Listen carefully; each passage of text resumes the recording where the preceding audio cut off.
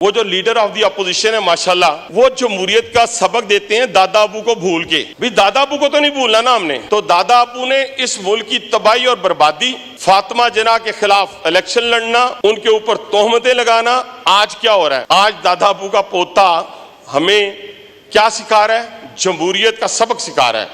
भाईजान, जमहूरियत का सबक आपसे इसलिए नहीं मिल रहा। इनके और अब्बू थे, 2018 में इनके अब्बू थे।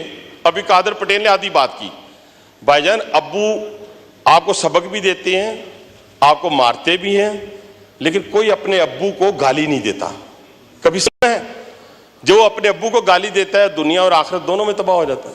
वाह, हमारा नेल्सन मंडेला 90 फुट के घर में रहता है, ट्रेडमिल, देसी मुर्गी, देसी घी, हर चीज दुनिया की मुयस्सर है, तो नेल्सन मंडेला बनना है। इस तरह नेल्सन मंडेला नहीं बना जाता। जो चीखे चलाए मुझे बहुत एंजॉय करता हूं मैं। सुप्रीम कोर्ट की दीवारों पे शलवारें लटकाई थी जब इन्होंने पीटीवी पे हमला किया था, जिसमें वजीर आजम हाउस पे जब इन्होंने हमला किया था, ये बुनियाद उस वक्त रख दी थी इन्होंने। आज है जनाब स्पीकर, इस बात के ऊपर कि माशाल्लाह इस मुल्क के अंदर एक ऐसी फोर्स भी पैदा हुई, सियासी फोर्स पैदा हुई, जिसने ओए तोए बदतमीजी का कल्चर जो है वो मुतारफ करवाया। इसके अलावा इसी असम्बली में 2002 में भी हम थे, इसी असम्बली में 2008 में भी हम थे। यकीन माने अपोजिशन भी होती थी, हुकूमत भी होती थी, और उस वक्त तो एमक्यूएम का अपने पूरी जोर और ताकत के साथ कराची में भी मौजूद थी, पाकिस्तान में भी मौजूद थी। तकारीर सख्त होती थी, टेलीविजन के मुनाजरे होते थे। कराची गए तो मुझे याद है हैदर अब्बास रिजवी ने मुझे कहा 5 फुट 8 इंच की बोरी लाऊं या भाभी के हाथ की बनी हुई हलीम खाएगा। मैंने कहा मुझे 5 फुट 8 इंच की बोरी नहीं चाहिए, मुझे हलीम खिला दें। ये सारी वजादारियां कब खत्म हो गई? ये 2013 में। जनाब स्पीकर, 2013 में हमारी सियासी अखलाकी इक़दार को इस तरह गिरावट हुई कि शायद पाकिस्तान की उस वक्त तक की 70 साल या 74 साल तारीख में नहीं हुई थी। 2000 नहीं, मैं बात कर रहा हूं कि उस वक्त ठीक थी 2013 में। सर 2013 में जब इन्होंने सुप्रीम कोर्ट की दीवारों पे शलवारें लटकाई थी, जब इन्होंने पीटीवी पे हमला किया था, जिसमें वजीर आजम हाउस पे जब इन्होंने हमला किया था, ये बुनियाद उस वक्त रख दी थी इन्होंने। जी वाइंड अप करें। अब आप नेल्सन मंडेला, वाह ना, नेल्सन मंडेला की सर मैंने कहानी पढ़ी है छोटी सी। उसने जब पानी मांगा था तो उसको क्या दिया था सुप्रीटेंडेंट ने? सबने पढ़ा है। वो मजदूरी करता था, उससे पत्थर तोड़वाए जाते थे। वाह, हमारा नेल्सन मंडेला 90 फुट के घर में रहता है, ट्रेडमिल, देसी मुर्गी, देसी घी, हर चीज दुनिया की मुयस्सर है, तो नेल्सन मंडेला बनना है। इस तरह नेल्सन मंडेला नहीं बना जाता। इस तरह नहीं नेल्सन मंडेला बना जाता। नेल्सन मंडेला बनने के लिए पत्थर तोड़ने पड़ेंगे, पत्थर तोड़ने पड़ेंगे। अच्छा जनाबे स्पीकर, अच्छा मुझे ना, मैंने इनको पहले भी एक दफा कहा था, जो चीखे चलाए मुझे बहुत एंजॉय करता हूं मैं। अब एक इंस्टीट्यूशन आंख में खटकता है दुश्मन की। आज की तकारीर भी इनकी देख लें। वो जो लीडर ऑफ द अपोजिशन है माशाल्लाह, वो जमहूरियत का सबक देते हैं दादा अबू को भूल के। भी दादा अबू को तो नहीं भूलना ना हमने, जिन्होंने डिक्टेटरशिप की बुनियाद रखी इस पाकिस्तान के अंदर। तो खुदा के लिए थोड़ी सी हमें शर्म होनी चाहिए कि हम जब कोई बात कर रहे हैं तो उसके पास से भी ना गुजरें, फिर उसको करें। तो दादा अबू ने इस मुल्क की तबाही और बर्बादी, फातिमा जिन्ना के खिलाफ इलेक्शन लड़ना, उनके ऊपर तोहमतें लगाना, आज क्या हो रहा है? आज दादा अबू का पोता हमें क्या सिखा रहा है? जमहूरियत का सबक सिखा रहा है। भाईजान, जमहूरियत का सबक आपसे इसलिए नहीं मिल रहा कि हम समझते हैं कि इस पाकिस्तान में जमहूरियत का नाम जिन लोगों ने रोशन किया, उन्होंने फांसियां ली हैं, वो दहशतगर्दी में मारे गए हैं, वो जिला वतन हुए हैं, जिसकी बेटी को उसके सामने गिरफ्तार किया गया। मैं मिसालें ये आज देते हैं, बड़ी मिसालें देते हैं। ओ भाईजान आपने बड़ी मिसालें दी। आपको हुआ क्या है? आप उंगली कटा के शहीदों में नाम लिखवाना चाहते हैं?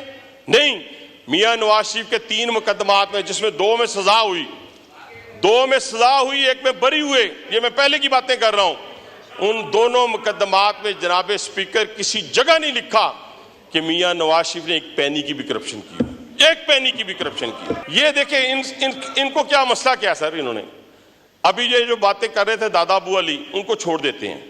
इनके और अब्बू थे, 2018 में इनके अब्बू थे। अभी कादर पटेल ने आधी बात की।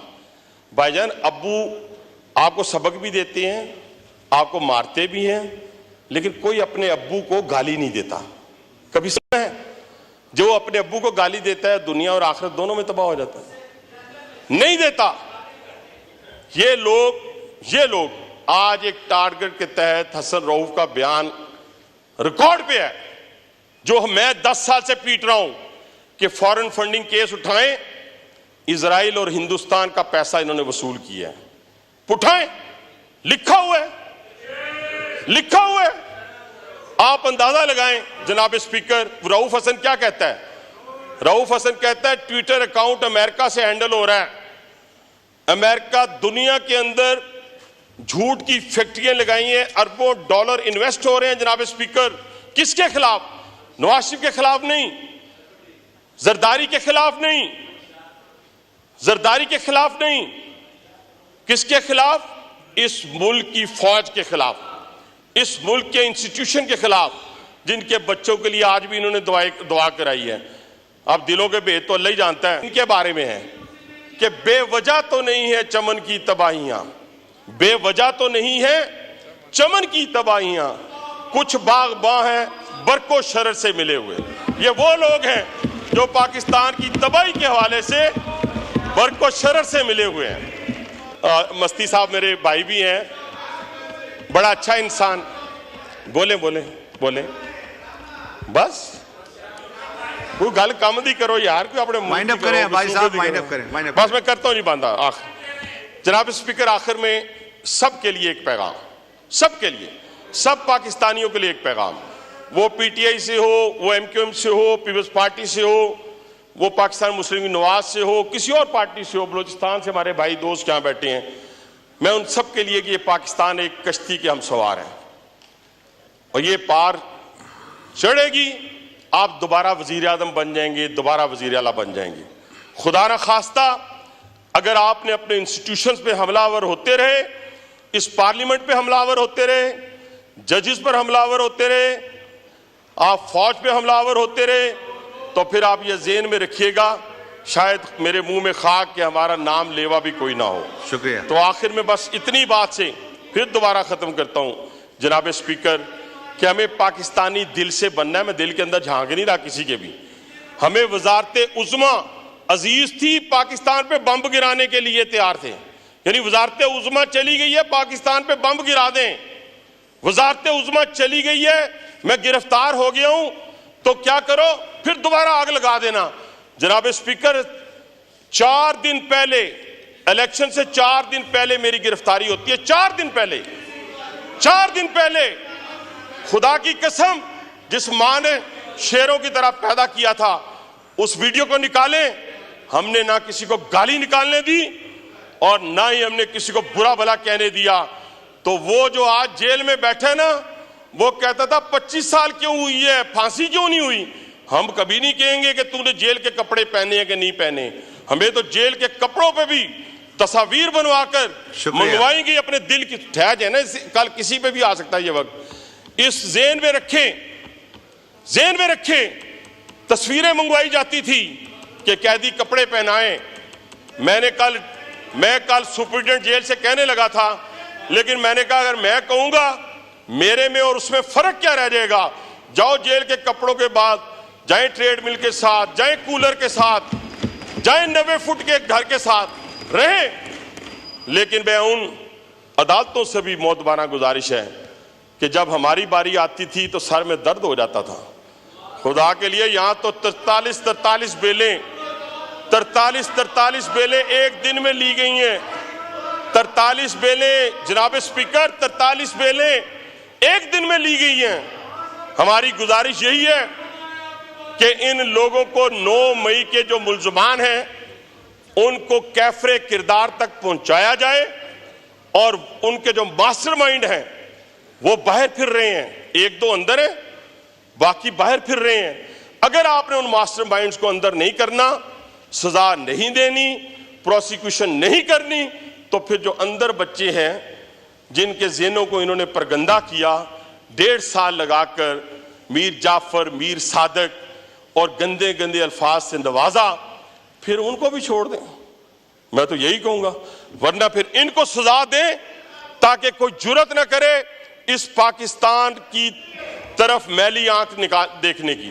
किस जहाज को आग लगाई, किस जहाज को आग लगाई जिसने मिनटों